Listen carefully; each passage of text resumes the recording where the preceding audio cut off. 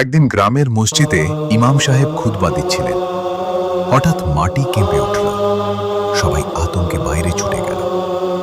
ইমাম শান্ত কণ্ঠে বললেন, ভাই ও বোনেরা, আল্লাহ তাআলা কোরআনে বলেছেন, তুমি কি দেখ না, আল্লাহ আকাশ ও পৃথিবীকে ধরে রেখেছেন যাতে তারা ভেঙে না পড়ে।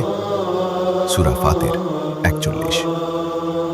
ভূমিকম্প আল্লাহর কুদরতের নিদর্শন।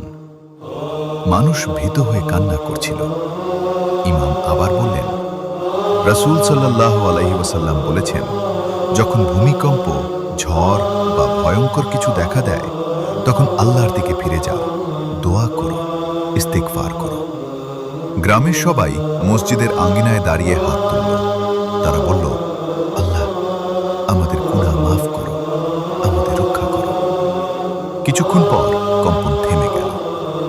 মানুষ বুঝল, ভূমিকম্প শুধু প্রাকৃতিক ঘটনা নয়, বরং আল্লাহর পক্ষ থেকে সতর্কবার্তা। তারা প্রতিজ্ঞা করল, আর গুনাহে ডুবে থাকবে না, বরং নামাজ, দোয়া ও সৎকর্মে জীবন কাটাবে। এই গল্পে বার্তা হল, ভূমিকম্প আমাদের মনে করিয়ে দেয় পৃথিবী আল্লাহর হাতে।